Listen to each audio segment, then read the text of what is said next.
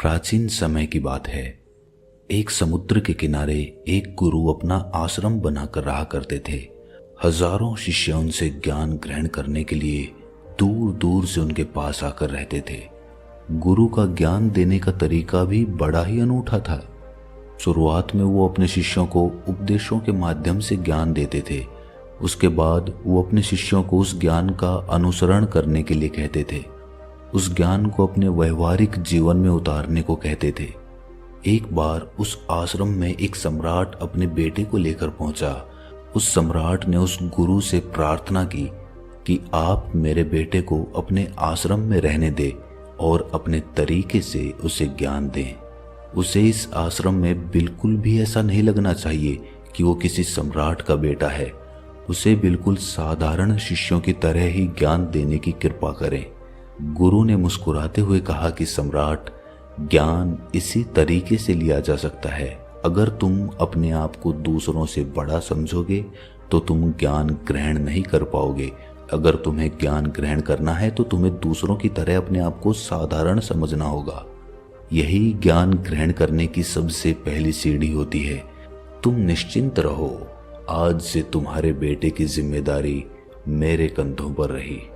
ये कहकर गुरु सम्राट के बेटे को अपने साथ लेकर समुद्र के किनारे टहलने के लिए निकल गए।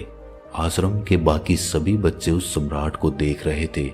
सम्राट अपने बेटे को अपने रथ पर बिठाकर लाया था, जिससे सभी बच्चे समझ गए थे कि ये लड़का सम्राट का बेटा है। इसी वजह से आश्रम के सभी बच्चे सम्राट के बेटे की तरफ आकर्षित हो गए थे। जब गुरु सम्राट के बेटे को लेकर समुद्र पर टहल रहे थे तो सम्राट का बेटा अचानक फूट फूट कर रोने लगा, क्योंकि अभी वो सिर्फ 12 वर्ष का था और 12 वर्ष की आयु में उसके पिता उसे अपने से दूर छोड़कर चले गए थे। ये सदमा वो बच्चा सहन नहीं कर पा रहा था। वो नहीं समझ पा रहा था कि उसके पिता उसकी भलाई के लिए उसे उस गुरु के पास छोड़कर गए हैं।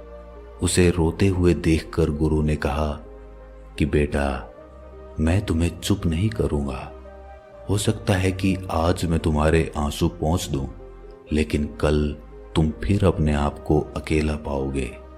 याद रखना, जीवन में इंसान अकेला आता है और अकेला ही जाता है। जितनी जल्दी जो इंसान इस बात को समझ लेता है, वो उतनी जल्दी आत्मज्ञान के रास्ते पर निकल पड़ता है। गुरु ने अपनी बात आगे बढ़ाते हुए कहा कि जो इंसान अकेला रहना सीख लेता है वही खुद से प्यार कर पाता है, और जो खुद से प्यार करना जानता है वो किसी के भी जाने का अफसोस नहीं करता, क्योंकि वो खुद से ही प्यार करता है। धीरे धीरे तुम आश्रम के माहौल में ढल जाओगे। शुरुआत में तुम्हें समस्या आ सकती है, लेकिन कुछ दिनों के बाद तुम इसे आत्मसात कर लोगे। उसके बाद तुम्हें यही जगह बहुत अच्छी लगने लगेगी। ये जगह तुम्हें अपनी महल जैसी लगने लगेगी। संध्या हो चली थी। समुद्र के दूसरे छोर पर सूरज छिपने लगा था और अपनी लालिमा पूरे आसमान में बिखेर रहा था। बड़ा ही सुंदर दृश्य था और गुरु उस शिष्य को अपने साथ लेकर आश्रम में वापस लौट आए। उस शिष्य को भी थोड़ी सांत्वना मिली, क्योंकि गुरु की आंखों में एक अभूतपूर्व शांति झलक रही थी।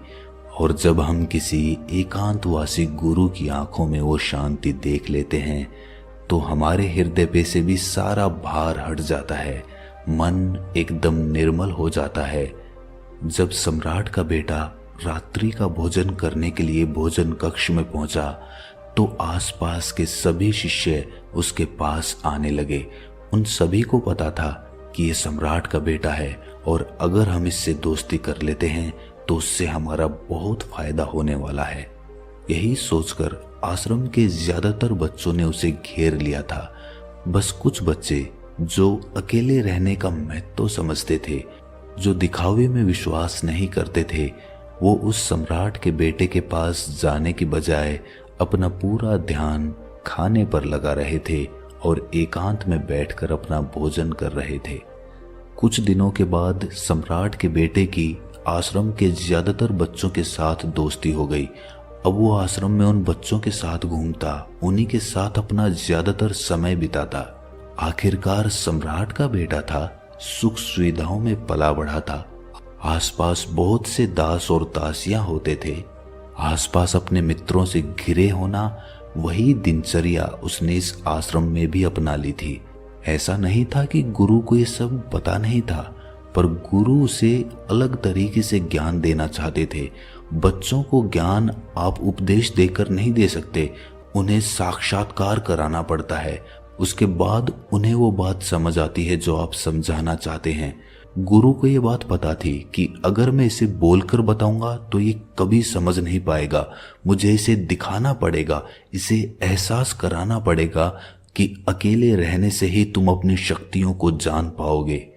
ये सीख देने के लिए गुरु एक दिन उस शिष्य को अपने साथ एक पहाड़ी की चोटी पर ले गए। पहाड़ी पर पहुंचकर गुरु ने उस शिष्य से कहा कि अब तुम्हारा ज्ञान पूरा हो चुका है, बस एक आखिरी रात तुम्हें यहाँ पर बितानी होगी। उसके बाद अगले दिन शाम को मैं तुम्हारे राजमहल में तुमको पहुंचा दूंगा।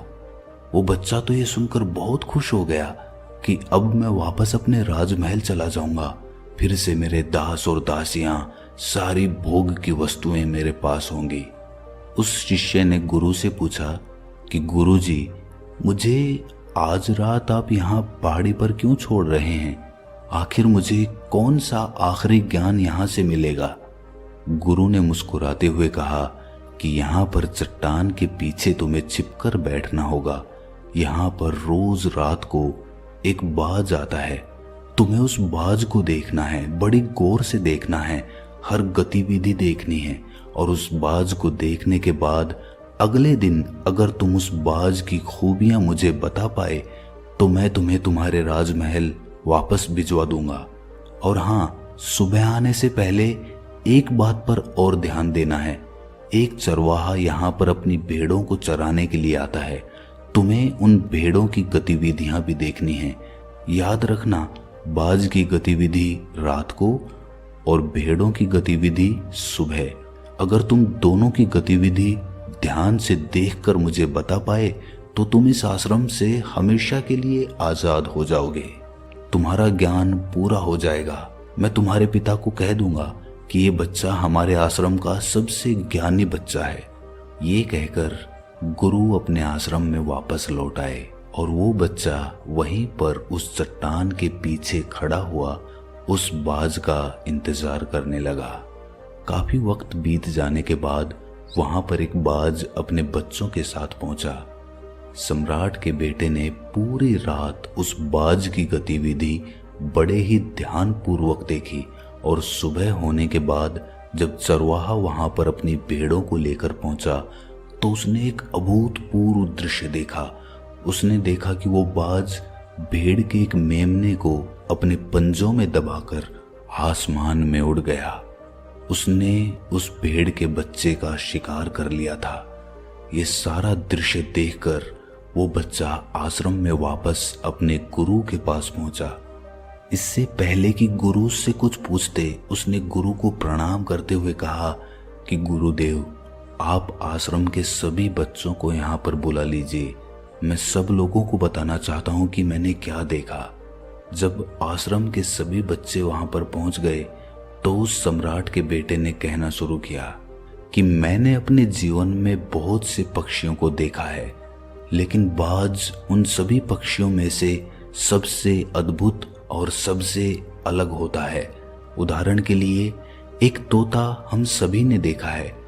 तोता बोलता तो बहुत है लेकिन कभी ऊंचा नहीं उड़ पाता, लेकिन एक बाज जो कि हर समय शांत रहता है, वो आकाश को भी छू सकता है। उसमें आकाश को भी छू लेने का सामर्थ्य होता है। जब भी एक बाज अपने शिकार को निश्चित कर लेता है तो वो उसी शिकार पर अपनी नजरें गड़ाए रहता है, चाहे वो कितनी भी ऊंचाई पर क्यों ना हो, चाहे कितना भी बड़ा तूफान क्यों ना आ जाए, लेकिन उसकी नजर हमेशा अपने लक्ष्य पर स्थिर रहती है। आज सुबह जिस बाज को मैंने देखा, उसने हर भेड़ को अपना शिकार नहीं बनाया, बल्कि उस भेड़ों के झुंड में से उसने उस भेड़ के मेमने को अपना शिकार बनाया। उस बाज की तरह हमें भी अपना ध्यान अपने एक ही लक्ष्य पर स्थिर रखना चाहिए। चाहे कितनी भी अड़चने क्यों ना आए, हमें अपना लक्ष्य स्पष्ट दिखाई देना चाहिए। 10-20 अलग अलग लक्ष्यों में अपनी ऊर्जा बर्बाद करने की बजाय हमें किसी एक लक्ष्य पर पूरी एकाग्रता के साथ ध्यान देना चाहिए। तीसरी बात जो मैंने उस बाज से सीखी और जो हम सभी को सीखनी चाहिए वो ये है कि बाज कभी भी दूसरे पक्षी के साथ नहीं उड़ता, वो हमेशा आकाश में अकेला उड़ता है। इससे हमें ये सीख लेनी चाहिए कि हमें कभी भी छोटी सोच वाले लोगों के साथ नहीं रहना चाहिए। आखिरकार हम भी वही बन जाते हैं जिनके साथ हम रहते हैं। इसीलिए या तो बड़ी सोच वालों के साथ रहो या फिर अकेले रहो, क्योंकि जब हम अकेले रहते हैं तभी हम खुद की ताकत और खुद की कमजोरियों को जान पाते हैं। कमजोरियों को जानकर उनको दूर कर सकते हैं और अपनी ताकत को जानकर उसका सही इस्तेमाल कर सकते हैं, लेकिन वो तभी संभव होगा जब हम अकेले रहना सीखेंगे। चौथी सीख जो हमें एक बाज से लेनी चाहिए कि एक बाज हमेशा अपनी सीमाओं से ऊपर उठकर उड़ता है। जब तूफान आता है तो हर एक पक्षी अपने घोंसले की तरफ भागता है, खुद को छुपाने की जगह ढूंढता है, लेकिन बाज ऐसा कुछ भी नहीं करता। वो खुद की सीमाओं को तोड़कर बादलों से भी ऊपर उड़ने का प्रयास करता है। हवाएं उसे थपेड़े मारती हैं, पंख उसके भारी हो जाते हैं, पानी और धूल की वजह से उसे कुछ दिखाई नहीं देता, लेकिन वो फिर भी आसमान की तरफ उड़ता रहता है और अंततः बादलों से भी ऊपर निकल जाता है और वहां तब तक उड़ता रहता है जब तक मौसम ठीक नहीं हो जाता। अपनी सीमाओं को सिर्फ इसीलिए तोड़ पाता है क्योंकि वो समस्या के आने पर उससे घबराता नहीं है, उससे डरकर बचने का प्रयास नहीं करता, बल्कि एक सकारात्मक नजरिए के साथ उसका सामना करता है। जीवन में चाहे कितनी भी अड़चनें क्यों ना आए, हमें उन अड़चनों से लड़ना चाहिए, ना कि उनसे डरकर कहीं छिपकर बैठना चाहिए। बहादुर तो वो लोग होते हैं जो तूफानों से टकरा जाते हैं, कायर तो अपने घर में, अपने घोंसले में अपनी जगह ढूंढकर बैठ जाते हैं। पांचवी बात जो हमें एक बाज से सीखनी चाहिए कि बाज कभी भी अपने घोंसले में घास के कोमल तिनके नहीं रखता। जो तिनके कोमल होते जाते हैं वो उन्हें निकाल कर फेंकता रहता है। उसी तरह चाहे कितनी भी आरामदायक जिंदगी आपको मिली हो, लेकिन उस आराम से ऊपर उठकर अपने आलस्य को तोड़कर जीवन में मेहनत करते रहना चाहिए, जीवन में पसीना बहाना चाहिए, शारीरिक मेहनत करनी चाहिए। अपने घोंसले से कोमल तिनके उठाकर फेंक दो और आज ही अपने आलस्य को तोड़कर निकल पड़ो। हर दिन अपने आप को चुनौतियां दो, हर दिन मुश्किलों से लड़ो, क्योंकि वही मुश्किलें तुम्हें मजबूत बनाएंगी। जंगल के राजा शेर को भी झुंड बनाकर शिकार करते हुए देखा जा सकता है, लेकिन बाज हमेशा अकेला शिकार करता है, क्योंकि वो जानता है कि भीड़ हौसला तो देती है मगर साहस छीन लेती है। आदमी को हमेशा अकेले ही आगे बढ़ना होता है। यही कारण होता है कि वो जल, थल और नभ सभी जगहों पर अपने शिकार का परचम लहरा सकता है। बाज की उम्र लगभग 70 साल की होती है, लेकिन 40 साल में ही उसका शरीर बूढ़ा हो जाता है। नाखून उसके पैरों में धंसने लगते हैं, पंख उसके शरीर में चिपक जाते हैं, उसकी चोंच मुड़ जाती है, उसका शरीर भारी हो जाता है। ऐसी स्थिति में शिकार करना तो क्या, उड़ने की भी हालत नहीं रहती उसकी।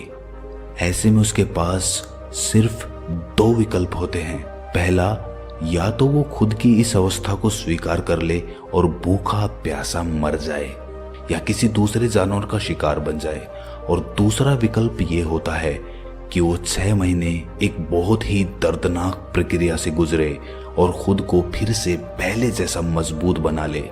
लेकिन बाज तो बाज है, वो दूसरा विकल्प चुनता है। इसके लिए वो खुद को एक बहुत ही ऊंचे पहाड़ पर ले जाता है, जहां वो पहले अपनी चोंच से अपने सारे पंख खींच खींच कर उखाड़ देता है और फिर चट्टान पर पैर मार मार कर अपने पंजे तोड़ देता है। उसके बाद उसी चट्टान पर अपनी चोंच को पटक पटक कर तोड़ देता है और इस लहूलुहान अवस्था में खुद को दूसरे जानवरों से छुपाता फिरता है। अगले 6 महीने तक वो इसी दर्दनाक प्रक्रिया से गुजरता है और इंतजार करता है नई चोंच, नए पंख और नए पंजों का।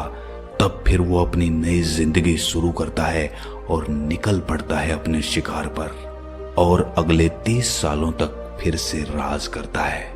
इसीलिए समय आने पर हमें भी अपनी पुरानी आदतों को छोड़ना पड़ता है और कुछ नया सीखना पड़ता है। समय के साथ बदलना पड़ता है, अपने आप को तैयार करना पड़ता है, वरना हमारा भी शिकार हो सकता है, हम भी पीछे रह सकते हैं।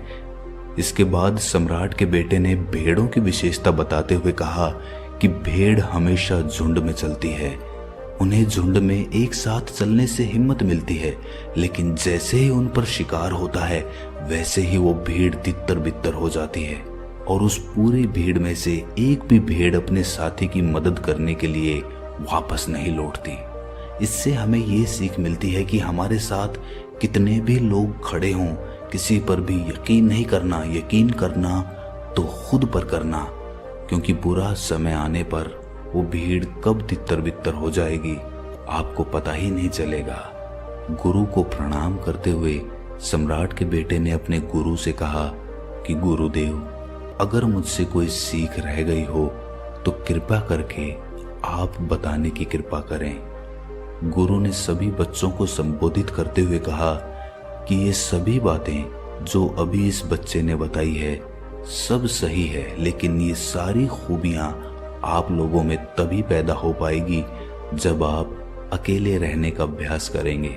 आपने देखा होगा कि बाज कभी भी किसी दूसरे पक्षी के साथ नहीं रहता, ना ही किसी के साथ अपनी जोड़ी बनाता। वो आसमान में अकेला उड़ता है और अकेला उड़ने की वजह से वो अपनी ताकत और अपनी कमजोरियों को जान पाता है। इसके बाद गुरु ने अपनी बात खत्म करते हुए कहा कि मैं आज रात इस सम्राट के बेटे को इसके राजमहल में छोड़ने के लिए जा रहा हूँ, क्योंकि इसकी सीख यहाँ पर पूरी हो गई है। और ये कहकर गुरु उस सम्राट के बेटे का हाथ पकड़कर राजमहल की तरफ रवाना हो गए और बाकी के सभी बच्चे उन्हें पीछे से जाते हुए देखते रहे। तो दोस्तों, कैसी लगी ये कहानी आपको? कमेंट सेक्शन में ज़रूर बताना, और अच्छी लगी हो तो इस चैनल को सब्सक्राइब करके नोटिफिकेशन बेल को ज़रूर प्रेस कर देना। तो मिलते हैं अगली कहानी में, तब तक के लिए अपना ख्याल रखें।